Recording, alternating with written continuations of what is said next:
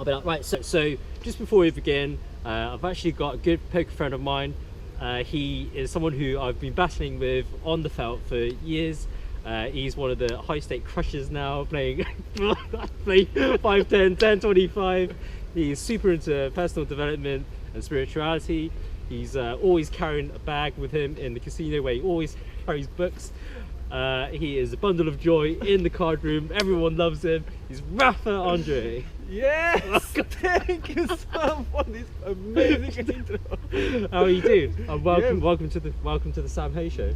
Welcome to the... Yeah. Yeah. So welcome to the show, man. Yeah, thank you so much for this intro. It was great. Great to be here. Right. So yeah. So the reason why I decided to make this video is because I read a book by, I can't remember who it was now. I read a book by David Hawkins on how to let go, and it was a book that you recommended to me. Yeah. So if it wasn't for Rafa, I actually wouldn't have been making this video. So it's only fitting that when we were going out for a hike in Highgate Wood, that we just come and talk to you about kind of our learnings and our insights from that book. Yeah, perfect. So going into how to actually let go, I think the first step for me is self-awareness, because I think ultimately you need to know what feelings you actually have before you can even learn to let them go. Yeah, I think this is the first step, because even persons, they don't are aware that they have some feelings. They just are so lost in themselves that they are not aware that they are feelings of anger or fear.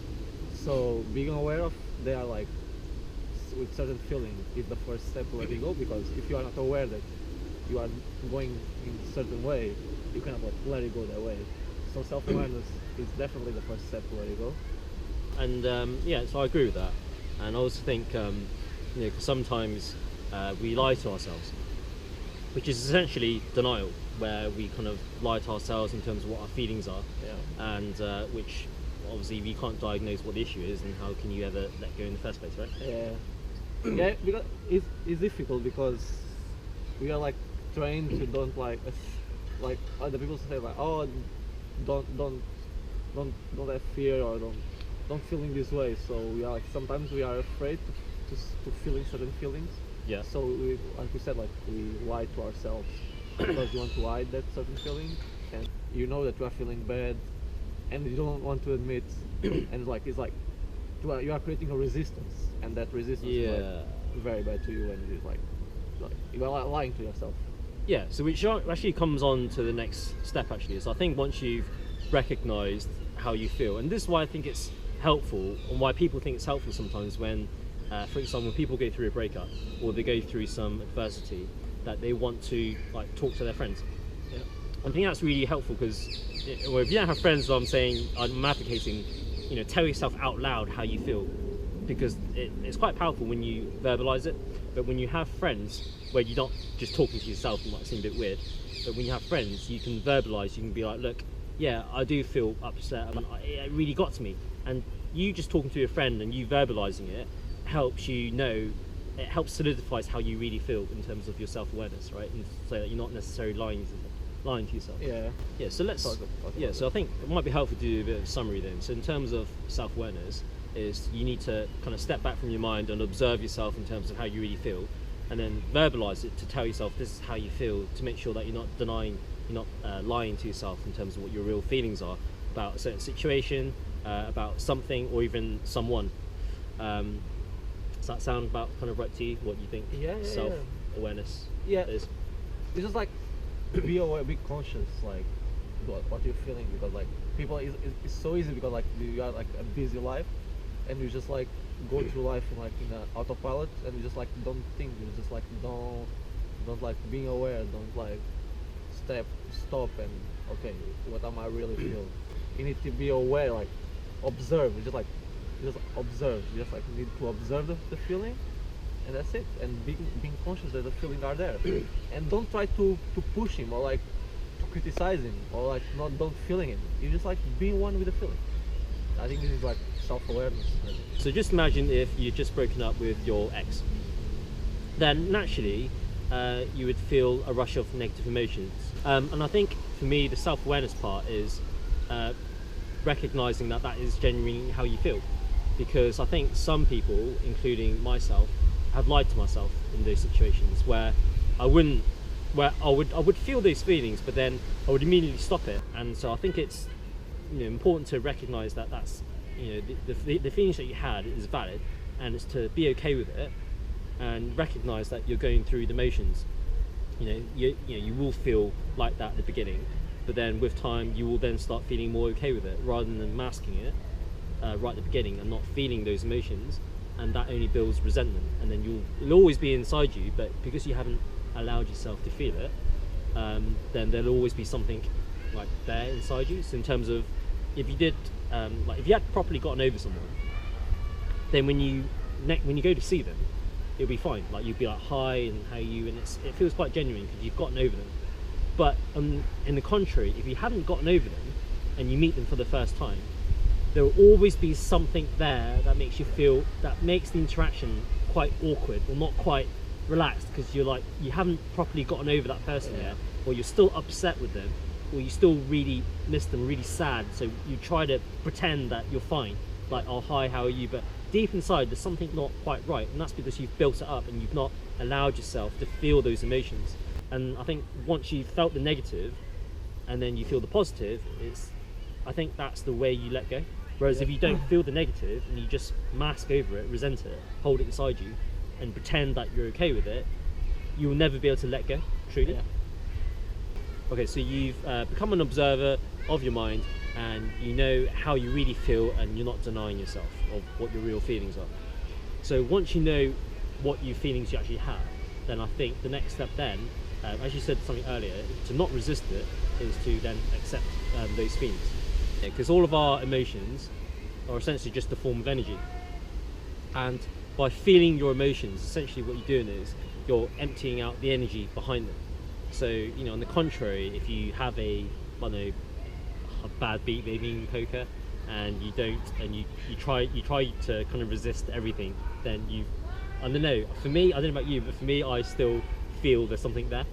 But when it actually happens, and then I actually feel myself getting pissed off, although there's different degrees of it, I feel upset, but I felt it, and then I find it easier to move on once I felt it and accepted it, rather than if I kind of resisted it. It's a bit too no, it's like, that's the point. Like we want it so bad that the thing don't happen. That when it happen, we want that don't happen. So we are kind of resistant. We are kind of put like a block in front of that. That thing happen. We just like need to accept reality. I think, would you agree that acceptance is it's kind of having this mindset or this feeling of, you know, it's okay if this happens, and it's okay if it doesn't. It's kind of, you're okay either way. Or is it equanimity? Where I think it's kind of having that mindset, and you're not, acceptance is it true to say it's not necessarily having a strong emotion about anything or any person? I mean, like if it rains tomorrow, fine. If it doesn't rain, it's like, fine. It's like whatever. You cannot like be upset because things that you cannot control. You're just like creating resistance. So I like it saying that things you can't control. Because another great example is the fact that one day we'll all pass away, and that's something that, as you were saying there, that it's not something that we can control. And it's only because we accept that we don't go through each day being miserable or stressing about the fact that one day we'll all pass away. We still try to live our lives to the fullest. We still enjoy ourselves and be happy. So using that same principle with poker, for example, or a bad beat, when you do get a bad beat, it's like, well, if you can accept it, then you're like, well, fine, it's part of the journey, and just like life and death, then it's okay to deal with. Whereas if you don't, you really want to be stressing about it for the next. And as you said, like, you just really feel miserable. If you don't accept, you feel miserable because you are creating your emotion get like stuck inside of you, and you don't want to like, because like you kind of feel like attached to the emotion. I think like it's like a strange concept, but that you having that emotion with you, like it's kind, you like it, like you are like attached to them, like Yeah, you get these. I think this is what the book says as well. You sometimes, or we feel like we get these cheap little payoffs Yeah. from like sticking, like the emotions that cause us pain. Yeah. We actually get a small thrill out of it, but that's what keeps us holding on to those emotions. Yeah, so I think that's why poker can be sometimes be a great teacher of life, because I think just like in life, when I guess with you specifically, are talking about the negative things that happen in life that we need to let go of and move past. You know, no matter what happens, you know, in life, it never stops, right? Life always moves on, no matter what you go through. And just like in poker, no matter how horrendous of a bad beat you get, you know, once that's over, you know, the next hand's immediately dealt, and it's kind of like, you know, whatever, who cares, sort of thing, and you move on. Like the next hand's always dealt. It doesn't stop. The whole game doesn't stop just because you had a bad beat, right? So that's why I think, for me, like, even as a poker player, I think that's why it can be a great teacher of life in terms of acceptance. You dealt one hand that you supposed to in like 85%. Sometimes they're like 95%, sometimes 98%, and you got attached to the result. You want to win that so bad that when that happens, you got like an entitlement feel. You should win, or whatever, and when it doesn't happen, you just like got in that mindset that I should win, and you got miserable. So so that's so I think you're then touching on to the next point is, so once you're self-aware what your feelings are, and then you've been able to accept them, it's okay if it happens, it's okay if it doesn't, which then leads on nicely into kind of the next stage, I think, which is to, once you've accepted it, is then the next stage of letting go is then to detach yourself from the person or the thing or that emotion.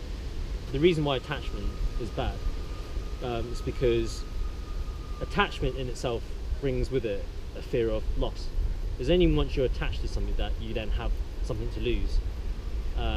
So having that mindset of this phone is mine, or this car is mine, or this girl is mine, you verbalizing this is kind of indicating that you're attached to these things, right?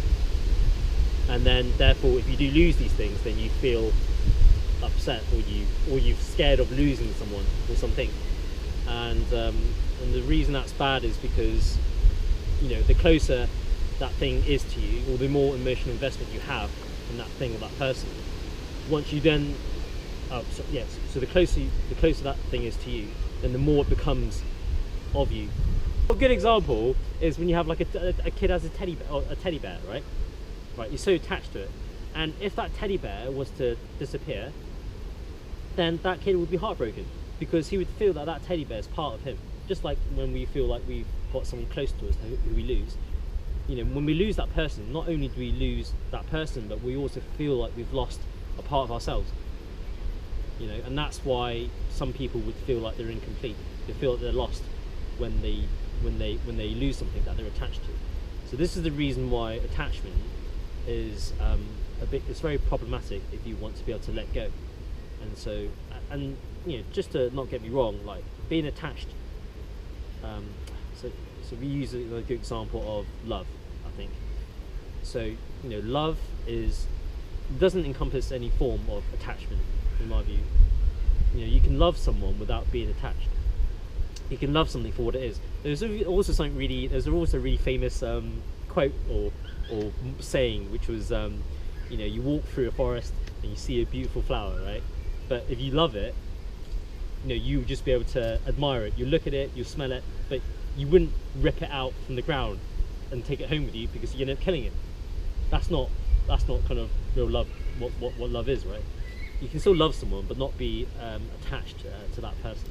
You never own someone or that thing, but you can appreciate it for what it is and enjoy your time with it or that person. Osho over there. That was Osho. What's that? The guy who said that. Oh, about the flower? Yeah. See? Okay, that's good. Yeah, that's good. Yeah, and I think, obviously a lot of these things... A little bit of Osho over there. Yeah, shout out to Osho. It's better no, because he's like... So I think, I think like with everything that we're talking about in this video, it's all easier said than done. But how do you not become? How do you stop? How do you alleviate your levels of attachment in life? I mean, how do you detach yourself from certain things? I mean, for me, I learned a lot of this through backpacking. I'd have things stolen, or I'd lose things would break, my phone would break, and I'd just be okay with it. I was okay with whatever happened. And also with people. You meet a lot of people backpacking, right? And the thing is, they're all transitory. You'll meet them and you'll maybe do like a 1 day or 2 day adventure with them. You have an amazing time, but after that, you'll go your separate ways, and you'll pretty much never see them again, right? And that is a great teacher of life, which is relationships are transitory. But how do you? So if we try to go a bit deeper in that, so if we really try to answer the question of how do you detach yourself? How do you become less attached in life? So I think one thing I would say to that is being able to reframe the context. Like, don't like give that huge meaning that like my life is good because I have this. No, your life is good because you are alive. Your life is good because you have a good life. Your life is good because you are healthy. And after that, and on top of that, you have other things that have some value, but it's not because you have this thing that you are happy. You are happy because you are happy, because you are alive. Yeah, so this is more on your kind of your self-worth, or your value is coming from within, and Yeah. so I get that. I mean, like, I think like the way that you don't attach, because like if you have if you have no self-worth inside of you, if you have no like love from yourself, you will just looking for the other person. You are looking in some objects like headphones. You're like looking in a relationship, and you're attached for them, and you are put your happiness Yeah. in like, I'm happy because I have these people. I'm happy because I achieved this. I'm happy because no, you are happy because you are towards this. The happiness is the way. It's not like the train station. The more attached you are to your parents, in this specific example, the harder it is going to be for you to let go of them. The one day when they do pass away, right? Yeah. So if the question is how do you detach yourself, or how do you become less attached? Because attachment and love is different. Like, you still love your parents, but you can be not attached to them, so that what's the certainty when that day comes that you'll be able to let them go, right? Yeah. So how do you have that mindset to detach yourself from, in this example, your parents, so that when that day comes, that you'll be able to let them go? And this is the detachment. Yeah, no, right? this is a silly question because I don't know if I could like do it like instantly, but it, like I think it's like coming to realize that like your life is better because they were here, and like they do the better they can. They were like great people, and yeah, it's like the journey just end up here, and it's like they went to a better place, hopefully. And you are just like becomes like be grateful for them. If you feel like, I think it's like be grateful for them. You are grateful for them because you have them in your life. But if you like, this is the point. Like if you are like resistant, I didn't want to. That they leave. Why they leave? Why I'm feeling that? You are not like allowing the universe. You are not like allowing reality. Yeah, so gratitude, Yeah. and this is something which I got from the book too, actually. I don't know if this is what you're alluding to. So gratitude is like the antidote, or it's kind of the way you can reframe the context in your mind. So I think something we alluded to earlier is imagine you had a relationship and it didn't quite work out, but there were points in that relationship where you were genuinely happy. Once you go through that breakup, instead of just feeling sad or feeling all this negativity, you're like, well, I'm happy, I'm grateful that I even met that person in the first place, and I was genuinely happy, and I'll regret if I hadn't met that person. You're grateful that you had that experience in the first place. You would be better off with them rather than without them. So as you said there, gratitude or being grateful is a powerful way to reframe the context in your mind, which is how you detach yourself from that person or that thing. Right, so Waterstones. yeah. Right, so in summary, guys, so in terms of how you can let go, first of all, be self-aware of your emotions, Don't lie to yourself. Tell yourself out loud, this is how you feel. Get your buddies out on the Friday night, tell them how you really feel about a situation. Or even in the moment, say, fuck, I can't believe I lost that. I'm really pissed off. Own your emotions. Second step, you know your emotions, you own them, you accept them. Don't resist your emotions, because the more you resist them, the more they get more powerful. Emotions are energy. The more you resist, more persist. Look at that. Oh yeah. The more you resist, the more them persist. Look at that. Yeah. I want to be like a fucking gangster. Yeah, emotions are a form of energy. Feel your emotions, and then you empty out the energy behind them. And then once the energy's out, then you pretty much won half the battle. It's only when you resist them. Think of resistance as you fueling your emotions. You're making them stronger and stronger. Don't resist it. Don't be like, I can't believe that happened. I can't accept this. This is not justifiable, right? Accept it, own it. And then once you've done that, you move on to the next stage, which is detach yourself from the situation. So the way you detach yourself from the situation is you reframe the context in your mind about what happened. And the way you do that is use gratitude. That is a powerful way of how you reframe the context. Be grateful for having had something or having met someone, rather than crying like a little bitch that you've lost. that you lost like that a little bitch. Like a little bitch, right? Yeah. So detach yourself, reframe yourself from the context, and then I think once you can go through those stages, you will be able to let it go. Let it go. Let it go. If you want to see some hoe in action, just show up in Ipanema one of these days. So I'd like to thank Raf for joining me on today's video. I think this has been a nice day out in the forest. Yeah, I really enjoyed reading the book. Definitely learned a lot for myself. So just wanted to share some insights and some lessons yeah, with you guys today in our hike in Highgate Wood. So until next time, peace.